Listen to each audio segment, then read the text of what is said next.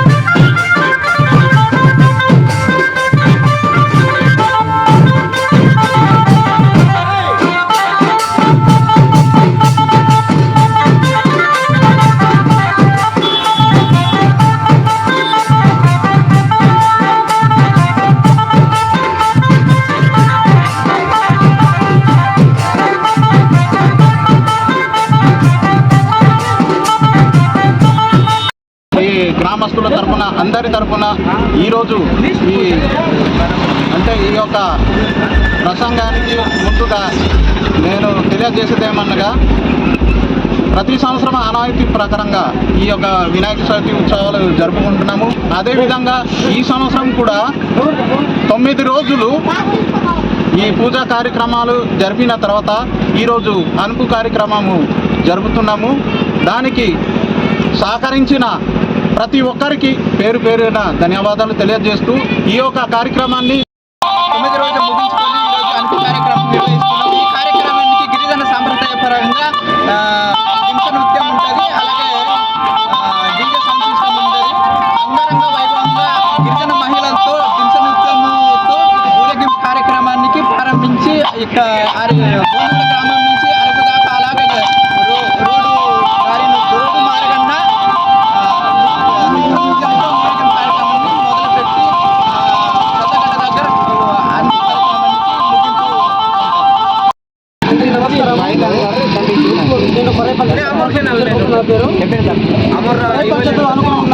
బొందుగూడ గ్రామంలో ప్రతి సంవత్సరం జరిగే వినాయక నవరాత్రులు జరుపుకుంటున్నాము. ఈరోజు మనము అనుకుని కాబట్టి అంగవైభవంగా జరుపుకోవడానికి సిద్ధమయ్యాము. అలాగే పోలీస్ శాఖ వారు సహకారంతో, అలాగే పంచాయతీ సచివుల సహకారంతో, గ్రామ వార్డు సభ్యుల సహకారంతో, పీసీ సభ్యుల సహకారంతో ఈ సిద్ధి వినాయక మనము జరుపుకుంటున్నాము. ప్రతి ఒక్కరూ వాళ్ళ విధానంతో ఎవరు కూడా రోడ్డు దగ్గర వెళ్లకుండా పక్క నుంచి వెళ్లాల్సిందిగా మనం చేస్తున్నాము. ఈరోజు కార్యక్రమం ఏంటంటే దింస నృత్యము, డ్యాన్సు అంటే గ్రామస్తులు చేసుకుంటారు, అలాగే అలా తీసుకెళ్తారు. అరకు నుంచి ఆనుకొని అలాగా పెద్దగా తీసుకెళ్లే కార్యక్రమానికి జయప్రదం చేయాల్సిందిగా గ్రామస్తులకు నేను కోరుకున్నాను.